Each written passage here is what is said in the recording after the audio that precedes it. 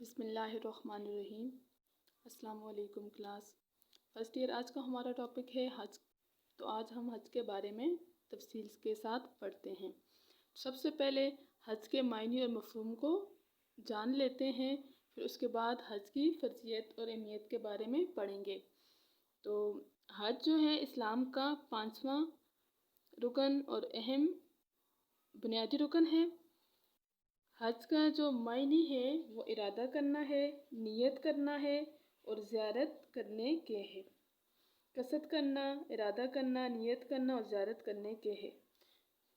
تو شرعی اصطلاح میں حج کا مفہوم یہ ہے کہ بیت اللہ کی زیارت کا ارادہ کرنا، وہاں جا کر حج کے مخصوص دنوں میں مخصوص دن کون کون سے ہیں، یعنی 9 ذی الحجہ سے لے کر 13 ذی الحجہ تک بیت اللہ کا، خانہ کعبہ کا طواف کرنا، اللہ تعالیٰ کی خوشنودی حاصل کرنے کے لیے اور مناسک حج ادا کرنا، یہ حج کہلاتا ہے۔ تو اب حج کی فرضیت اور فضیلت کے بارے میں جانتے ہیں۔ تو حج جو ہے وہ فتح مکہ کے بعد فرض ہوا اور مسلمانوں نے پہلا حج 9 ہجری میں ادا کیا۔ تو اب بک سے حج کے بارے میں دیکھتے ہیں۔ ارکان اسلام میں حج کی اہمیت کا اندازہ قرآن مجید کی اس آیت کریمہ سے بخوبی ہوتا ہے۔ اللہ تعالیٰ قرآن مجید میں سورۃ آل عمران میں ارشاد فرماتے ہیں، وَلِلَّهِ عَلَى النَّاسِ حِجُّ الْبَيْتِ مَنِ اسْتَطَاعَ إِلَيْهِ سَبِيلًا وَمَنْ كَفَرَ فَإِنَّ اللَّهَ غَنِيٌّ عَنِ الْعَالَمِينَ۔ ترجمہ ہے، اور اللہ تعالیٰ کا حق ہے لوگوں پر حج کرنا اس کے گھر کا، جو شخص قدرت رکھتا ہو اس کی طرف راہ چلنے کی، اور جو نہ مانے تو پھر اللہ پرواہ نہیں رکھتا جہان کے لوگوں کی۔ اس آیت مبارکہ سے ہمیں یہ سبق حاصل ہوتا ہے کہ اللہ تعالیٰ نے لوگوں پر بیت اللہ کا، خانہ کعبہ کا حج فرض کیا ہے، اس پر جو اس کے راستے کی استطاعت رکھتا ہو، جسمانی طور پر بھی اور مالی طور پر بھی استطاعت رکھتا ہو۔ تو اس کے باوجود اگر وہ حج نہیں کرتا تو اللہ تعالیٰ تمام جہان سے بے نیاز ہے۔ تو حج کی ابتدا اس وقت ہوئی جب حضرت ابراہیم علیہ السلام اور حضرت اسماعیل علیہ السلام نے بیت اللہ کی، خانہ کعبہ کی تعمیر شروع کی۔ جب خانہ کعبہ کو تعمیر کیا تو خانہ کعبہ کے گرد گھومے، اس طرح گھوم کر دیکھا کہ یہ عمارت بن گئی ہے۔ خانہ کعبہ کی دیواریں جب بلند کی نا، بنائی، تو اس کے گرد چکر لگائے اور دیکھا تو اللہ تعالیٰ کو ان کی یہ ادا بہت پسند آئی۔ تو اللہ تعالیٰ نے فرمایا کہ اب لوگ جو ہیں ہر سال اسی طرح خانہ کعبہ کا طواف کریں گے، اس کے گرد چکر لگائیں گے۔ تو اس کے بعد ہر زمانے میں حج ہوتا رہا۔ حج کی غرض و غایت چند خاص مقامات کی صرف زیارت ہی نہیں، بلکہ اس کی پشت پر اثار جذبہ قربانی کا، محبت اور خلوص کی ایک درخشاں تاریخ موجود ہے۔ اثار و محبت اور قربانی کی مثال یہ بک میں آپ کے بتائی گئی ہے۔ حضرت ابراہیم علیہ السلام، حضرت اسماعیل علیہ السلام اور حضرت ہاجرہ رضی اللہ تعالی عنہا کے بارے میں۔ تو یہاں پہ یہ ہے کہ حضرت ابراہیم علیہ السلام، حضرت اسماعیل علیہ السلام اور حضرت ہاجرہ رضی اللہ تعالیٰ عنہا جیسی عظیم ہستیوں کے خلوص عظمیت کی بے مثال داستان ہے۔ اب آگے واقعہ بتایا جا رہا ہے یہاں پہ کہ اللہ تعالیٰ نے 86 سال کی عمر میں حضرت ابراہیم علیہ السلام کو ایک بیٹا دیا۔ ان کے بیٹے کا نام اسماعیل علیہ السلام رکھا گیا۔ کچھ عرصے بعد اس اکلوتے یعنی اکیلے بیٹے کو اس کی ماں کے ساتھ ایک غیر آباد اور ویران وادی میں چھوڑ آنے کا حکم دیا گیا۔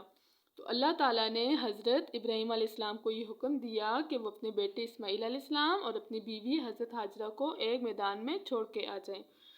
تو وہ ان کو لے کر چلے گئے، اور جب چھوڑ کر آنے لگے تو حضرت ہاجرہ کہنے لگی، آپ ہمیں کس کے حوالے کر کے جا رہے ہیں، کس کے بھروسے پر چھوڑ کے جا رہے ہیں؟ تو حضرت ابراہیم علیہ السلام کہنے لگے، میں آپ کو اللہ تعالیٰ کے بھروسے پر چھوڑ کے جا رہا ہوں۔ پھر وہ چلے گئے۔ وہاں ایک ویران آبادی میں ان کو چھوڑ کے چلے گئے۔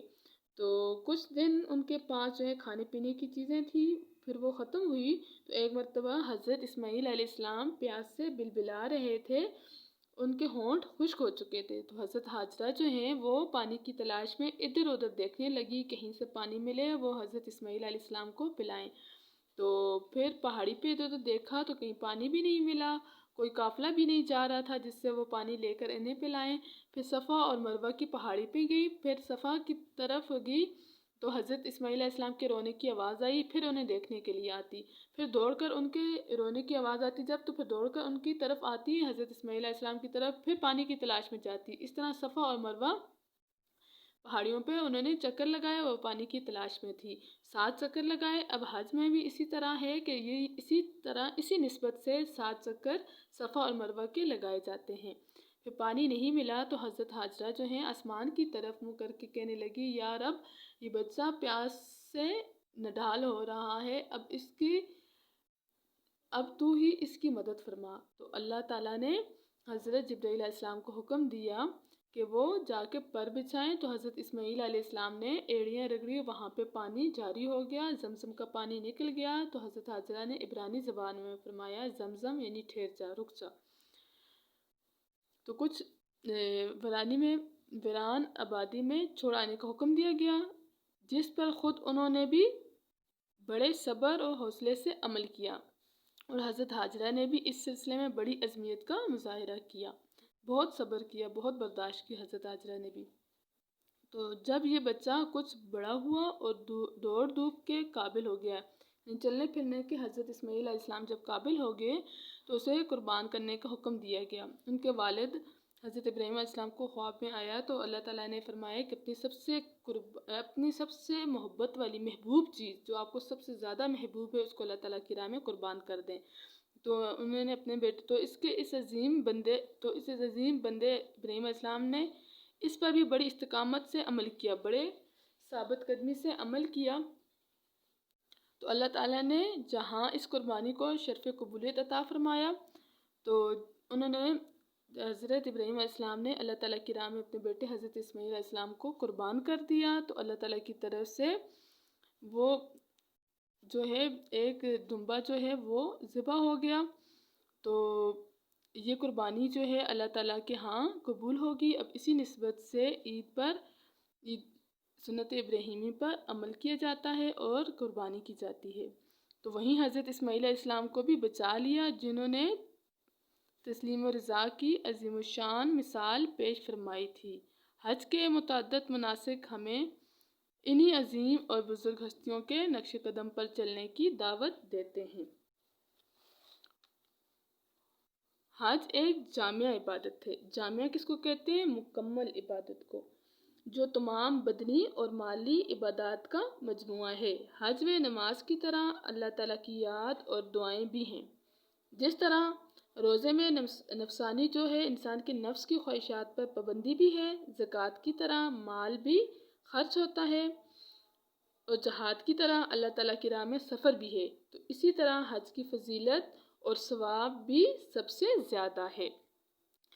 تو حج کا جو ہے نا اس کا سب سے بڑا فائدہ گناہوں کی بخشش ہے۔ تو نبی کریم صلی اللہ علیہ وآلہ وسلم نے فرمایا، ترجمہ ہے حدیث مبارکہ کا، جو کوئی خالصتاً خاص طور پر اللہ تعالیٰ کے حکم کی تعمیل میں حج کرتا ہے، اللہ تعالیٰ کے حکم کو مکمل کرنے کے لیے حج کرتا ہے اور دوران حج فسق و فجور سے باز رہتا ہے، یعنی فسق و فجور غلط کاموں سے، غلط بات سے اور گناہ سے وہ باز رہتا ہے، اور وہ گناہوں سے اس طرح پاک ہو کر لوٹتا ہے گویا ابھی ماں کے پیٹ سے پیدا ہوا ہو، یعنی وہ بچہ جو ابھی پیدا ہوا ہو اس کے کوئی گناہ نہیں ہے، وہ گناہوں سے پاک ہے۔ اسی طرح جو حج کر کے آتا ہے وہ بھی گناہوں سے اسی طرح پاک صاف ہو جاتا ہے۔ تو ایک اور جگہ نبی پاک علیہ السلام نے حج کے بارے میں ارشاد فرمایا، حج گناہوں کو اس طرح دھو ڈالتا ہے جس طرح پانی میل کچیل کو، کپڑوں پر اگر میل کچیل لگی ہو تو پانی سے ہی صاف کیا جاتا ہے، تو پانی سے وہ صاف ستھرے ہو جاتے ہیں، تو اسی طرح حج جو ہے گناہوں کو پاک صاف کر دیتا ہے۔ اپنے گناہگار بندوں کو دنیا ہی میں پاک صاف کر دینے کا یہ انتظام اللہ تعالیٰ کے فضل و کرم کی دلیل ہے، لہٰذا اس سے فائدہ اٹھانا چاہیے، اور جو اس سے فائدہ نہیں اٹھاتا وہ حد درجے کی ناشکری اور بدبختی کا مظاہرہ کرتا ہے۔ تو حضرت محمد صلی اللہ علیہ وآلہ وسلم کا ارشاد ہے، جس صاحب استطاعت جو طاقت رکھتا ہو، صاحب استطاعت شخص کو نہ کوئی ظاہری ضرورت حج سے روک رہی ہے اور نہ کوئی ظالم بادشاہ اس کی راہ میں حائل ہو، رکاوٹ بنے، اور نہ کوئی روکنے والی بیماری اس سے لاحق ہو، تو پھر بھی وہ حج کیے بغیر مر جائے تو وہ خواہ کسی یہودی کی موت مرے یا نصرانی کی موت مرے۔ یعنی جس کے پاس استطاعت بھی ہے، جسمانی طور پر بھی اور مالی طور پر بھی، اس کے باوجود وہ حج نہیں کرتا تو اس سے انہیں کوئی سروکار نہیں ہے، چاہے وہ یہودی مر جائے یا نصرانی۔ تو جس کے پاس سفر حج کا ضروری سامان ہو، اس کو سواری میسر ہو جو بیت اللہ تک اس کو پہنچا سکے، تو پھر وہ حج نہ کرے تو کوئی فرق نہیں کہ وہ یہودی ہو کر مرے یا نصرانی ہو کر مرے۔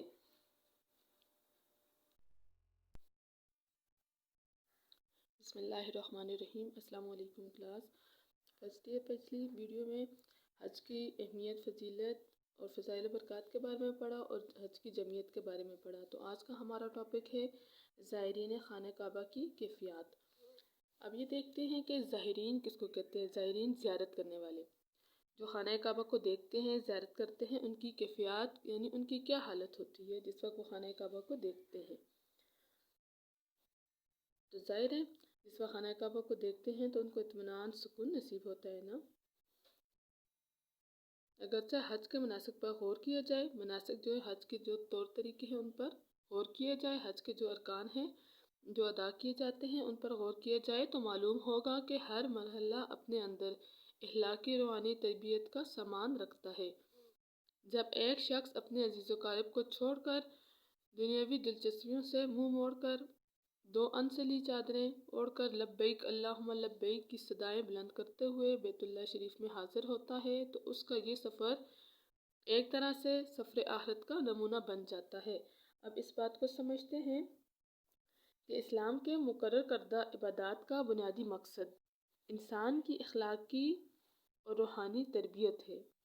حج کے مختلف مراحل کے اوپر اگر غور کیا جائے تو یہ بات واضح ہو جاتی ہے کہ حج کا ہر مرحلہ اپنے اندر اخلاقی اور روحانی تربیت کو سمائے رکھتا ہے۔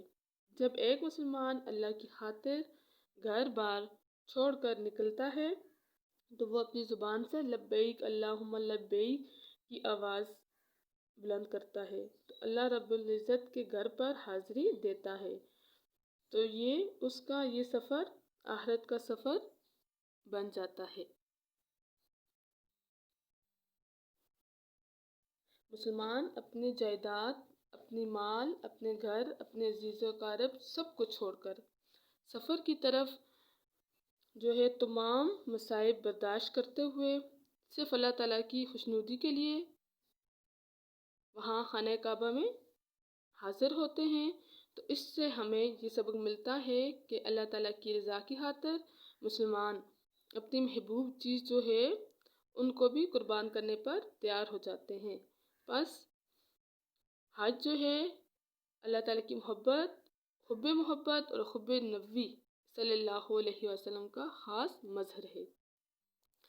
اس دینی ماحول اور پاکیزہ فضا میں جب وہ مناسک حج ادا کرتا ہے تو اس کی حالت ہی عجیب ہوتی ہے۔ میدان عرفات کے قیام میں اسے وہ بشارت یاد آتی ہے جس سے ظاہر ہوتا ہے کہ اللہ تعالیٰ نے دین اسلام کی صورت میں مسلمانوں پر اپنی نعمت تمام فرما دی۔ وہ آئے تھے نا، اليوم اکملت لکم دینکم، آج کے دن میں نے تمہارے لیے تمہارا دین مکمل کر دی اور تم پر نعمت پوری کر دی۔ تو نبی کریم صلی اللہ علیہ وآلہ وسلم نے میدان عرفات میں جو ہے آپ کا مشہور خطبہ حجۃ الوداع فرمایا تھا، وہ یاد آتی ہے۔ حاجیوں کو میدان عرفات میں نبی پاک علیہ السلام کے خطبے کی یاد آتی ہے۔ اس سے یہ حکم یاد آتا ہے کہ میرے بعد گمراہی سے بچنے کے لیے قرآن اور حدیث کو مضبوطی سے تھامے رکھنا۔ یہ کس نے فرمایا؟ نبی پاک علیہ السلام نے فرمایا تھا کہ قرآن و سنت کو مضبوطی سے تھامے رکھنا تو تم ہرگز گمراہ نہیں ہوگے۔ تو قربانی کرتے وقت حضرت ابراہیم علیہ السلام کی بے نظیر قربانی یاد آتی ہے۔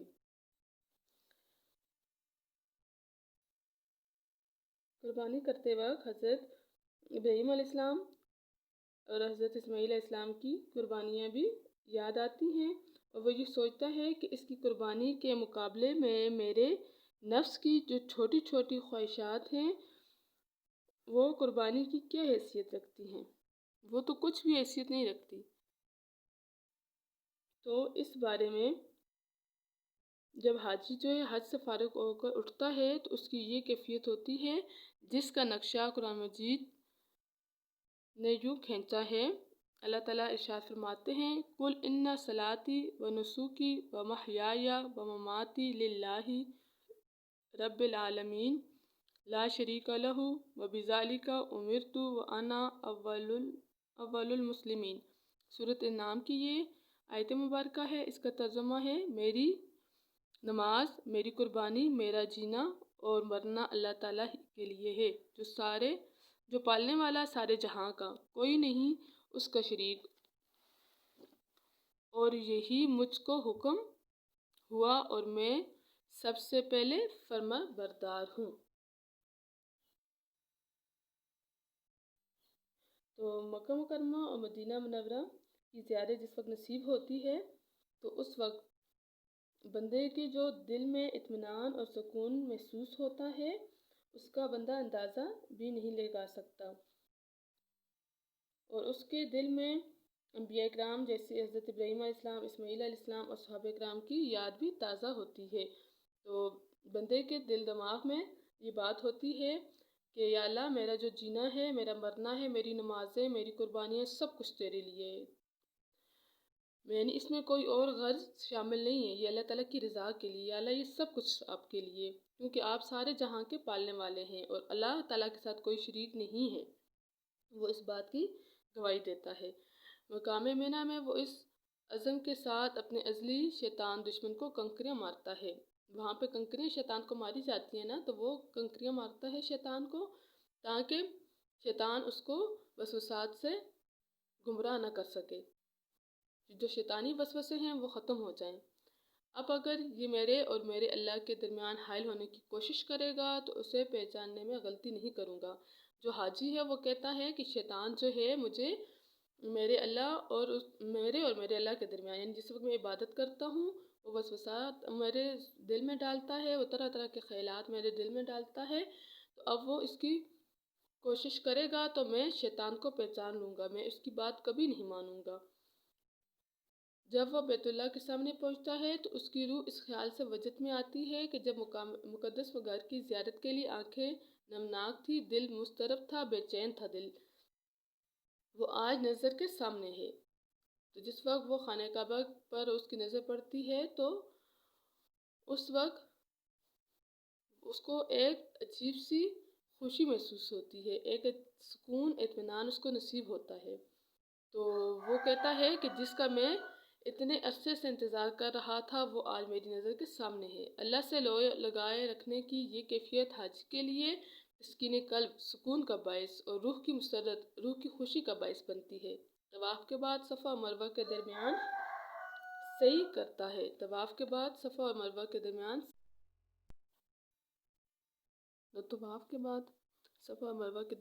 صحیح کرتا ہے۔ صحیح کرنا، چکر لگانا، دوڑنے کو کہتے ہیں۔ مناسب ہے کہ حج کی ادائیگی میں حاجیوں کی نظروں کے سامنے اپنے بزرگوں کے کارنامے بھی آتے ہیں۔ جب وہ صفا اور مروہ کے درمیان دوڑتا ہے، صفا اور مروہ دو پہاڑیوں کے نام ہیں جس پہ حضرت حاجرہ نے چکر لگائے تھے، پانی کی تلاش میں ایک پہاڑی سے دوسری پہاڑی کی طرف جاتی تھی، چکر لگائے تھے، وہ صفا مروہ کی پہاڑیاں ہیں۔ تو جب وہ صفا مروہ کے درمیان دوڑتا ہے تو حضرت حاجرہ کے صبر و شکر کو یاد کرتا ہے۔ حضرت ابراہیم علیہ السلام اور حضرت اسماعیل علیہ السلام کی بے مثال قربانیاں بھی اسے یاد آتی ہیں۔ تو گویا زبان حال سے کہتا ہے اے اللہ تیرے قرب سے حاصل ہونے والی اس قوت ایمانی کو میں تیرے دین کی سربلندی کے لیے وقف کر دوں گا اور عمر بھر حضرت محمد مصطفیٰ صلی اللہ علیہ وسلم کے نقش قدم پر چلنے کی کوشش کروں گا۔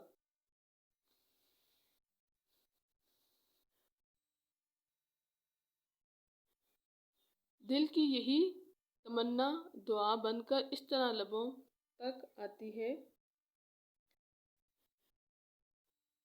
اللہم استعملنی بسنتی نبیک وتوفنی علی ملتی وعصمنی من مضلات النفس۔ ترجمہ ہے اے میرے اللہ مجھے اپنے نبی صلی اللہ علیہ وسلم کے طریقے پر کاربند رکھ اور اس پر عمل کرتے ہوئے مجھے اپنے پاس بلا لے، اور نفسانی جو ہماری نفس کی خواہشات ہیں، نفسانی لغزشوں سے مجھے محفوظ فرما۔ تو حج کا اصل جو ہے مقصد ہمارا یاد الہی ہے اور اللہ تعالیٰ سے قریب ہونا ہے۔ اس کی حج کی ادائیگی سے اللہ تعالیٰ اور اس کے رسول صلی اللہ علیہ وسلم کی خوشنودی حاصل ہوتی ہے۔ تو مسلمان جو ہے بیت اللہ پہنچ کر ایک مسلمان کو روحانی معراج حاصل ہوتی ہے اور محبت الہی اسے نصیب ہوتی ہے، کیونکہ حج میں سادگی ہے، زہد ہے، صبر ہے، باہمی اثار و محبت ہے جو اس کے نفس کی مکمل اصلاح کرتا ہے۔ تو حج کے مناسک اور مقدس مقامات ایک تاریخی پس منظر رکھتے ہیں۔ حج ان مقامات پر جو ہے جا کر اور جو حج کے طریقے ہیں، مناسک حج جو ہے انسان ادا کرتا ہے تو انہیں اپنے بزرگوں کے کارنامے اور ان کے نقش قدم پر چلتے ہوئے اللہ تعالیٰ کو راضی کرنے کا جذبہ بھی اس کے اندر پیدا ہوتا ہے۔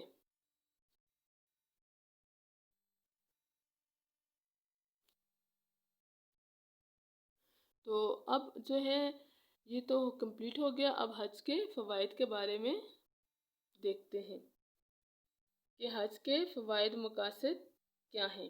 حج ایک جامع عبادت ہے جو کہ تمام جانی اور مالی عبادات کا مجموعہ ہے۔ حج سے حاصل ہونے والے فوائد بھی بہت زیادہ ہیں۔ تو پہلا فوائد جو ہے اس کو پڑھ لیتے ہیں۔